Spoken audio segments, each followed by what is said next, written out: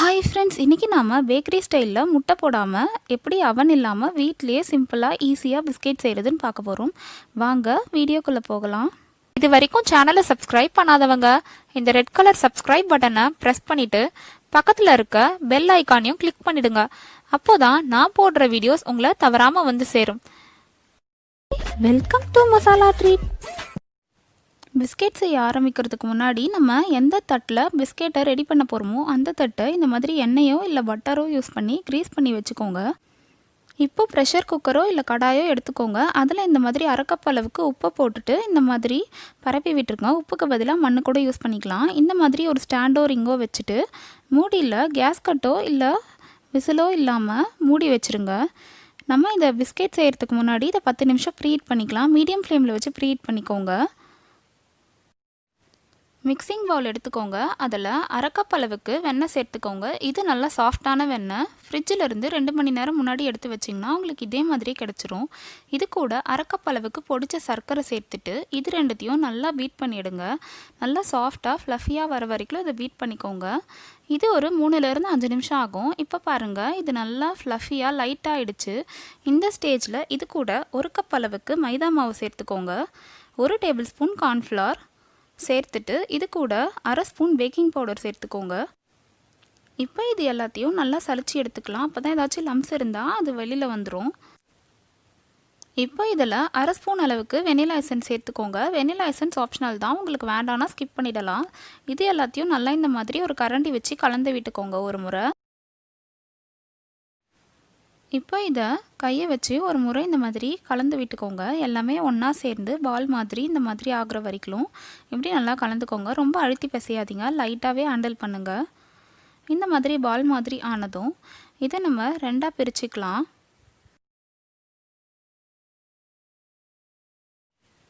இப்போ இதில் ஒரு பார்ட்டில் 1 டேபிள் ஸ்பூன் அளவுக்கு கொக்கோ பவுடர் சேர்த்துட்டு நல்லா மிக்ஸ் பண்ணிக்கோங்க.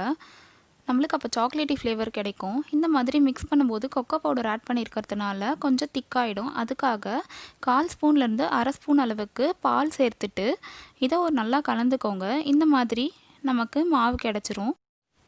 இப்போ நம்ம செஞ்சு வச்சுருக்க வெள்ளை கலர் மாவுலேருந்து கொஞ்சமாக எடுத்து இந்த மாதிரி சின்னதாக பால் மாதிரி உருட்டிக்கோங்க. இந்த சைஸில் இந்த மாதிரி குட்டியாக உருட்டிக்கோங்க.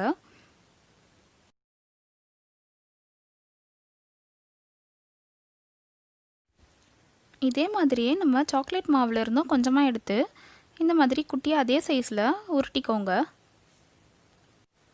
எல்லா பாலையும் ஒரே சைஸில் உருட்டுங்க. அப்போ தான் நம்ம பிஸ்கெட் செய்யும்போது எல்லாமே ஒரே ஷேப்பில் பார்க்குறதுக்கு ஈவனாக இருக்கும். இப்போ நம்ம எல்லா மாவையும் உருட்டி முடித்ததும் ஒரு ஒயிட் கலர், ஒரு ப்ரௌன் கலர், ஒரு ஒயிட் கலர், ஒரு ப்ரௌன் கலர்னு இந்த மாதிரி ரவுண்டாக அடுக்கி வச்சுட்டு அதை இந்த மாதிரி சென்டரில் இப்படி ப்ரெஸ் பண்ணி விடுங்க. அப்போ நமக்கு மாவெல்லாம் ஒன்றா ஒட்டிக்கும். பாருங்கள், இப்போ இந்த மாதிரி எல்லாமே ஒன்றா ஒட்டினதும் இதை இந்த மாதிரி கையில் எடுத்து இந்த மாதிரி தேய்ச்சிக்கோங்க.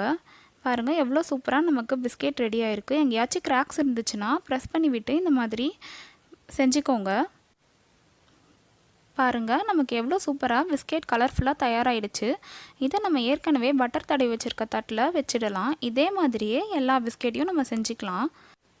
இந்த பிஸ்கெட்டை ரொம்ப சுலபமாக செஞ்சிடலாம். பிகினர்ஸ் கூட ரொம்ப ஈஸியாக செஞ்சிடலாம். மாவெல்லாம் சொன்ன அளவுகளில் கரெக்டாக மிக்ஸ் பண்ணி செஞ்சிங்கன்னா உங்களுக்கு பர்ஃபெக்டாக பிஸ்கெட் வரும். நம்ம மாவு கலக்கும் போது 1 டேபிள் ஸ்பூன் அளவுக்கு கார்ன்ஃப்ளவர் சேர்த்தோம் இல்லைங்களா? உங்கள்கிட்ட ஒரு வேளை கார்ன்ஃப்ளவர் இல்லைன்னா நீங்கள் கார்ன்ஃப்ளவருக்கு பதிலாக எக்ஸ்ட்ரா 1 டேபிள் ஸ்பூன் மைதா மாவு சேர்த்துட்டிங்கன்னா கூட இதே மாதிரி நல்லா வரும். அதே மாதிரி மாவு கலக்கும் போது அரை கப் அளவுக்கு வெண்ணெய் சேர்த்தோம் இல்லைங்களா? அரை கப் வெண்ணெய்க்கு பதிலாக அரை கப் நெய் சேர்த்திங்கன்னா கூட இந்த பிஸ்கெட் சூப்பராக வரும். இப்போ எல்லா பிஸ்கெட்டையும் செஞ்சதும் இந்த மாதிரி ஒவ்வொன்றா தட்டில் அடுக்கிக்கோங்க. அடுக்கும்போது கொஞ்சம் கேப் இருக்க மாதிரி அடுக்கிக்கோங்க. ஏன்னா பிஸ்கெட் வேகும்போது இது கொஞ்சம் பெருசாகும், அதுக்காக தான். இப்போ ஏற்கனவே 10 நிமிஷம் ப்ரீஹீட் பண்ணி வச்சுருக்க ப்ரெஷர் குக்கரை ஓப்பன் பண்ணிவிட்டு நம்ம செஞ்சு வச்சுருக்க பிஸ்கெட்டை உள்ளே வச்சிடலாம். உள்ளே வச்சுட்டு இந்த மாதிரி கரெக்டாக சென்டரில் வச்சு மூடி வச்சுருங்க. இப்போ இதை லோ ஃப்ளேமில் வச்சு ஒரு 15லேருந்து 20 நிமிஷத்துக்கு பேக் பண்ணி எடுத்துக்கலாம். இப்போ இது 15 நிமிஷம் ஆகிடுச்சு. நம்ம ஓப்பன் பண்ணி பார்க்கலாம் பிஸ்கெட் வெந்திருக்கான்னு.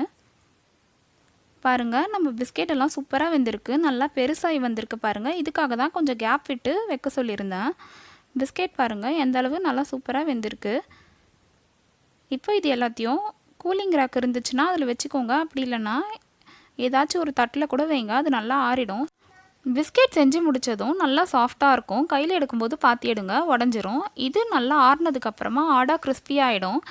பாருங்கள், இந்த மாதிரி நம்மளுக்கு பின்னாடி பக்கம் ப்ரௌன் கலரில் வந்துச்சுன்னா இது நல்லா வெந்திருக்குன்னு அர்த்தம். இந்த சிம்பிளான டேஸ்டான பிஸ்கெட்டை நீங்களும் உங்கள் வீட்டில் செஞ்சு பார்த்து உங்கள் ஃபீட்பேக்ஸை கமெண்ட் செக்ஷனில் போடுங்க.